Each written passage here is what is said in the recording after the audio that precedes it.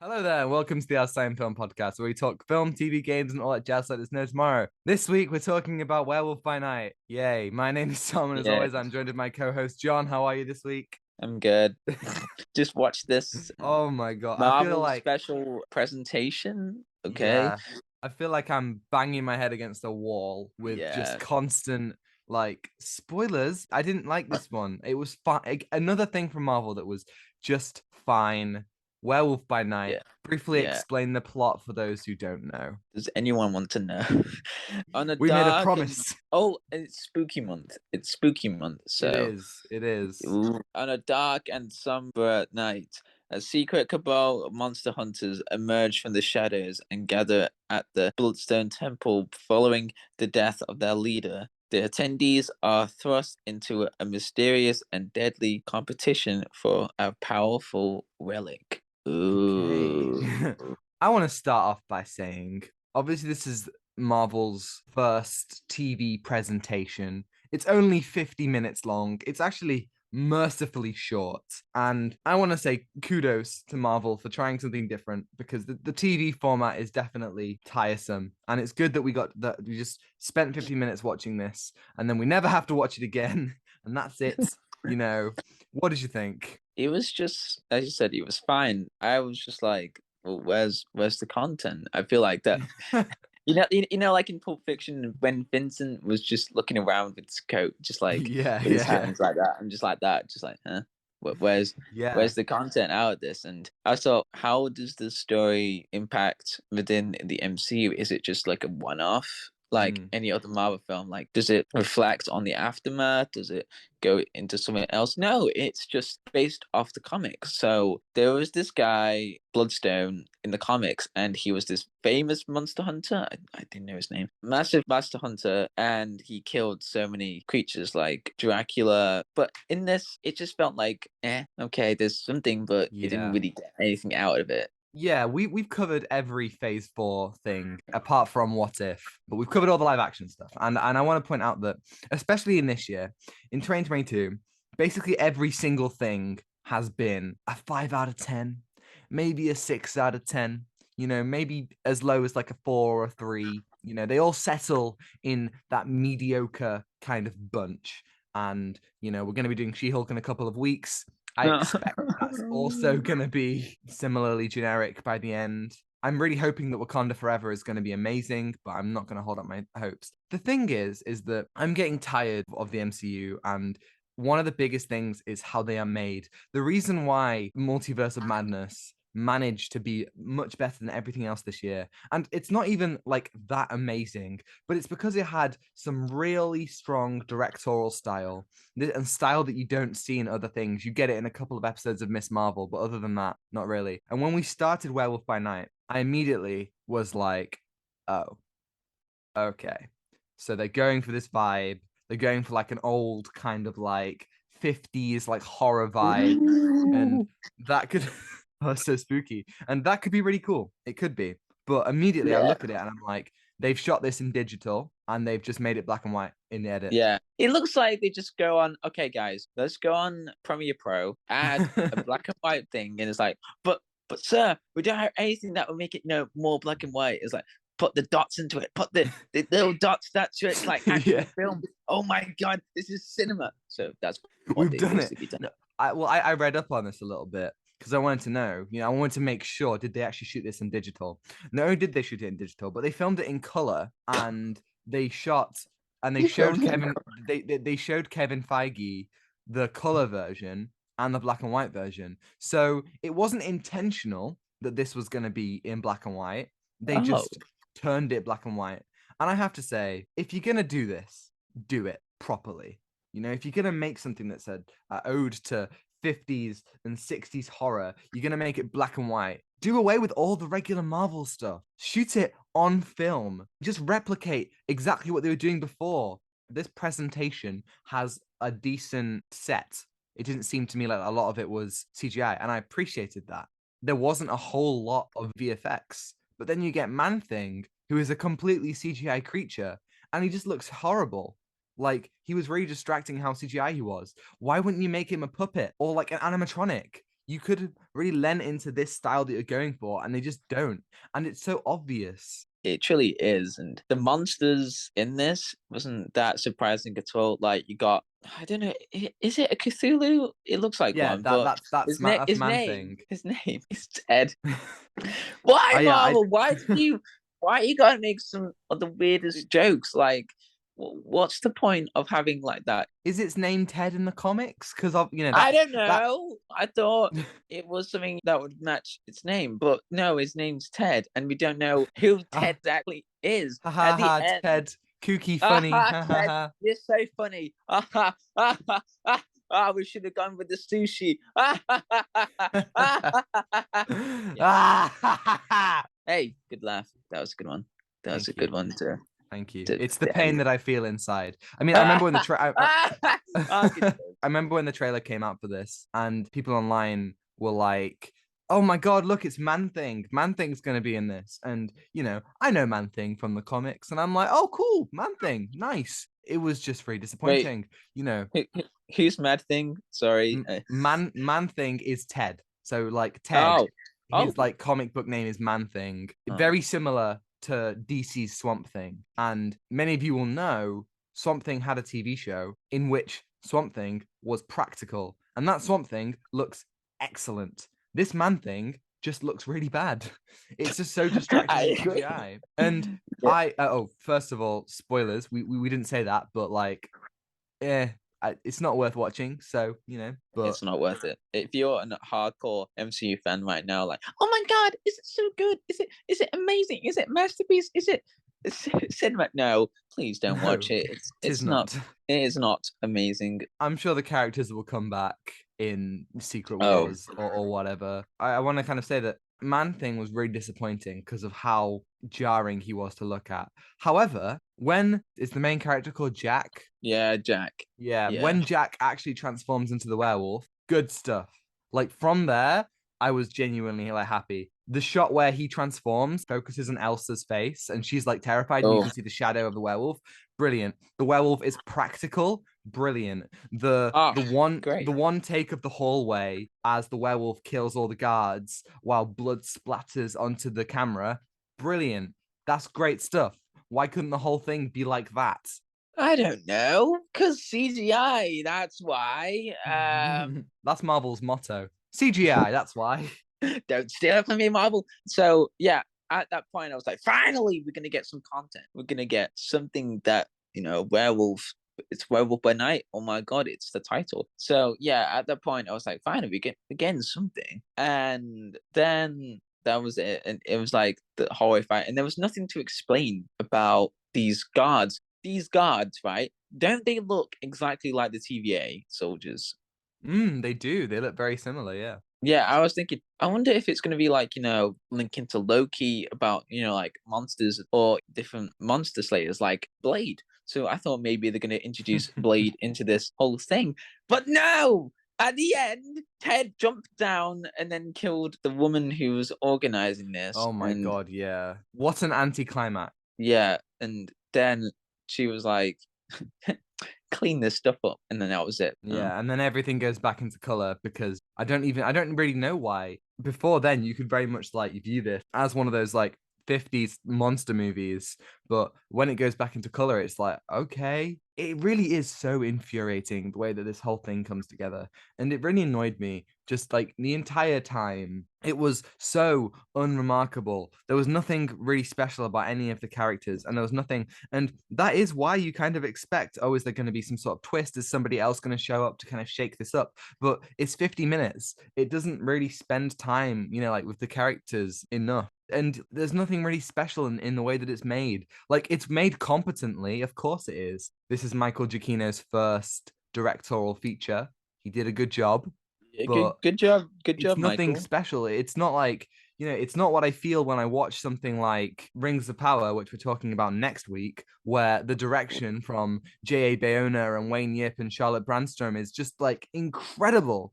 Like, or even as I said before, Multiverse of Madness, Sam Raimi really brought his directorial vision to that. And this is just like there are a couple of shots that are like, oh yeah, that really hits, but the rest of it is just the boring shot reverse shot that you would expect from Marvel. And I'm tired of expecting that same thing over and over again.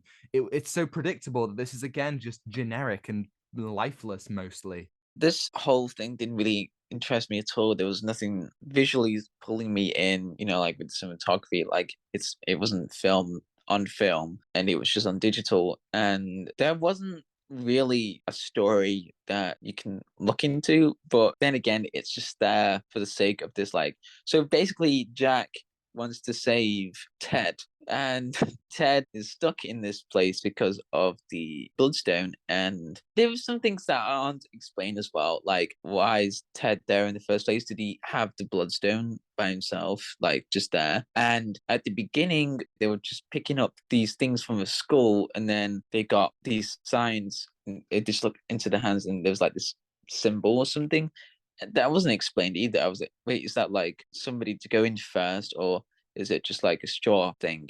I don't know. It wasn't Yeah, explained at all. I think it's kind of like a draw straws and who gets to find the monster first. If anything, that's kind of less intense because Yeah, we're following Jack, and from the beginning I was kind of expecting that there'd be something different about him to the other hunters. But literally, like, he gets there first and he finds Ted first, and there's no tension there. And him and Ted's relationship is just like there's not really like any real reason why these guys are friends or anything like that. Like, yeah, you think about like Jack as a character being a werewolf, you think about a lot of kind of like stories that deal with this kind of thing. There's a sadness within these characters because they have to live this life, this dual life where they fear what they could become. In this, Jack is completely fine with it. When he's in the cage of Elsa, he's like, oh, don't worry, the full moon's in 5 days. We're going to be fine. He's not like scared of what could happen or like scared of himself. I think about somebody like Remus Lupin in Harry Potter, who is a werewolf who, like the whole time kind of carries this shame about him. And of course is likable and competent and all that stuff. But like, there's a sadness behind his eyes because, he can't be who he is in society because of him being a werewolf. They just don't explore that. yeah, Like it's literally called Werewolf by Night. And I feel like we barely get to explore what it's like being a werewolf. yeah. And there's nothing to it. It's like, okay, where's Jack from? How did he become a werewolf? Do we just think of a fake backstory, or do we just rely on the comics? Is it that lazy that we have to go and like find out who Jack is and not tell us like how did he become this, or how did he become friends with Ted? Yeah, there was nothing really that you could get out of that, and it was just there. Yeah, Yeah, I mean, like a lot of marketing and a lot of like articles are saying this presentation is introducing monsters into the MCU, and it's like great, but we don't really get to explore what their world has been like. This is a world of superheroes and aliens. What is it like to be a monster? Like, how do people treat them? All we get is the perspective of what, 4 hunters and this like cult-esque thing, and then a couple of actual monsters, but we don't really get to feel what it's like to be them in society. And on one hand, I'm really happy that this film was only 50 minutes long because it went by fairly fast and it didn't really waste a lot of time, but also it does waste time it because does. the character building that it does is so brief. And it's not bad character building, it's just not enough character building. Yeah, and the other thing as well was there wasn't enough time to build the world within this presentation shot. Like I felt like there was lots to explore, but it was focusing on Jack, and there wasn't really enough time to do that. I wasn't really fully immersed into this house where the hunters come together. It sounds a lot like Bloodborne to me because in the game there are these hunters and they hunt for these monsters, I think, and it's called the Pale Blood Hunt. And I'm like, oh, this is very deja vu. And there are werewolves in the game as well. Great game. The thing about games is that through following characters, you really get a sense of like who they are. And games actually give a lot of time to develop these characters in ways that you don't really notice because you're controlling the characters at the time, and they weave it through action and stuff like that. But I feel like a lot of things, when you only have 50 minutes to tell a story, you've got to really tightly pack everything.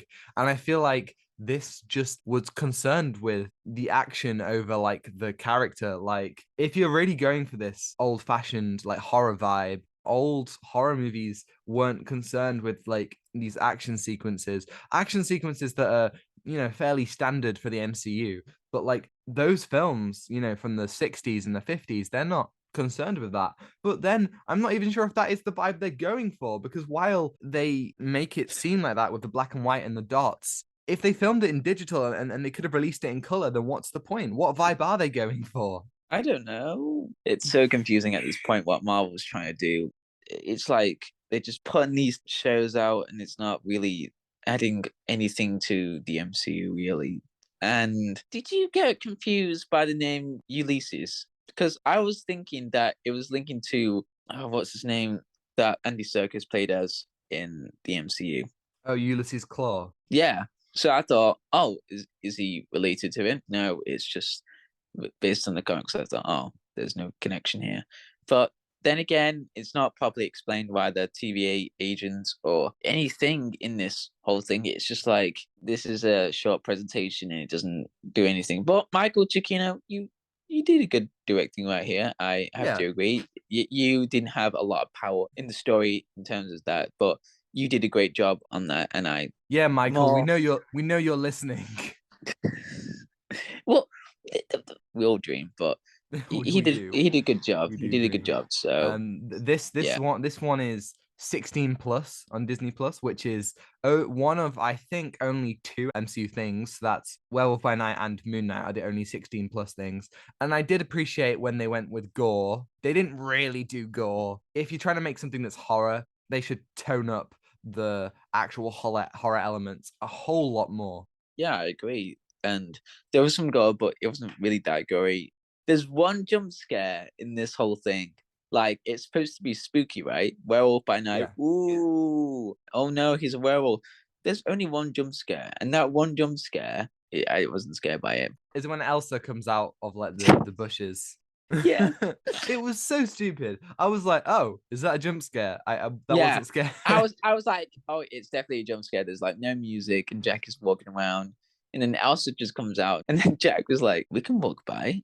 We don't have to do this. And then like, bruh, what is this? What are you trying? What's it trying to set up here? What's it trying to do? It's trying to establish character relationship, I think. But yeah. I mean, I think at the end of the day, I know that we're going to talk about this, you know, when it comes to She-Hulk and Black Panther: Wakanda Forever. But the MCU, man, it used to stand for something. It used to be like, it used to actually have good content. And I truly believe that it can still have good content. You know, with Wakanda Forever and Guardians 3, there are some genuine, like, good things we can have. And Phase 4 hasn't even been all that bad. Some of the early Phase 4 stuff was really great. But Phase 4, I will always look back on it as the worst phase. It's just mostly mediocre and generic and boring. And it doesn't really utilize any of the things that have really made the MCU special. And this is just another example of that. We could have genuinely left this phase and been like, wow, what a breadth of different things we've had. You know, like you've got your kind of teen show with Miss Marvel, you've got your spy thriller with Black Widow, and your like ode to like sitcoms with WandaVision, and like a time travel story with Loki, something that goes back to like Hong Kong action movies with Shang-Chi, and like, you know, you've got your crowd pleaser with No Way Home, and your kind of like globe-trotting epic with Eternals, and your multiversal like wacky film with Multiverse of Madness, and your comedy with Love and Thunder, you know, etc., and so forth. But we'll just remember half of those things as like, that was generic, that was generic, that was generic, that was generic. Like, none of it has enough that really stands out, that really blows you away. You know, we'll remember Phase 4 as boringly made films with generic plots and not quite enough in them to truly become something special, you know, with fan service and cameos that ultimately amount to nothing. And I feel like I'm banging my head against the same door again and again and again. And we're still covering it all in the podcast. That's still happening. but it's tiring, man. It is. And right now, there isn't really anything exciting with Phase 4. Well, apart from Black Panther, which I'm looking forward to. Because that's the only thing that I'm really excited for, to be honest. And Marvel's years, again, like DC, if you know what just happened with DC right now, if you been living under a rock. If you know the rumor, then you know why we're excited. Yeah, that's what we're excited for. Did you see the video of Dwayne Johnson that he released like yesterday? No. Oh man. Okay, so like he says, this isn't like spoiler or anything, but he says like, oh, I just watched Black Adam again, and Black Adam is the most powerful person on this planet. Well, on this planet, and then he winks at the camera. I mean, What come are on. you saying? Don't get me excited, man. Listen, this is the only thing that can revive the DC universe. And if you mess something up, you're going to be the Kevin Feige of this DC, and you're going to mess something up. I'm still scared about The Rock, but this is just it, right? Like, at least DC's catalog, even though the Flash is in shambles and we don't know where the universe is going, and Batgirl was taken from us, we at least know that every DC movie is different. Yeah. It's all giving us something different and something like, whereas Marvel is just, going down the same road again and again and again and again. And it's just like, my God, in a couple of weeks, we're going to get to see Black Adam with the Justice Society of America and some possible really big things. And, whereas Marvel, I struggle to get excited for half of the things that are about to come out. Yeah, that's what I'm excited for. But now what Marvel's putting out is just like really tiring. But we've got really exciting films to talk about in the future. So can't wait to talk about those as well. Absolutely. So Werewolf by Night, we're going to give it out of 10. 4. Yeah, I think I'll go 5. And that's Werewolf by Night. That's our spooky thing for the season. It wasn't that spooky. It wasn't that spooky, guys. Don't watch this. Please don't. Please. Yeah. We don't want any more like this anymore. Like Giacchino, you didn't do anything wrong. We still love you, Michael. Yeah, we love your music, man. If you want something to watch, go to the cinema. There's plenty of stuff there. Go watch Flux Gourmet. Go watch The Woman King. Like, do something. Just don't watch this. There's just no point. Please. And streaming services are really killing theaters, really. That's true. And movies and stuff like that, because people are not really motivated. It's not like we're making it worse by watching Werewolf by Night. These content that Marvel's putting out is just really making the whole situation worse for cinemas right now. So, yeah. Right. Sorry for being sad at the moment. We just need it. Ending on a downer. There we go. Thank you, everybody, for listening. Thank you. If you're listening on YouTube, you can give it a thumbs up if you enjoyed it, and subscribe if you want to see more. If you're listening on Spotify, you can follow us and give us a 5-star review if you think that we're worthy of that. Next week, don't worry, everyone. It's not going to be She-Hulk. It's Rings of Power. I cannot even comprehend how excited I am to talk about Rings of Power. I love it so much. I really hope that episode 8 is the finale that we all deserve. And if you want to give us your thoughts on Werewolf by Night and ask us questions about anything about the MCU, whatever, you can email us alstimefilmpod@gmail.com. And we will answer it right here on the podcast. And you can also follow us on Twitter and Instagram at @OutstimeFilmPod. Yes, we talked about Werewolf by Night. It was one of the Marvel films. And, it was no, John. It was a Marvel special presentation. Sorry, special presentation. It might be the first or the last. Thank you for listening. Take care. Be good. Be safe. Take what you're given. Give nothing back. Goodbye. Goodbye.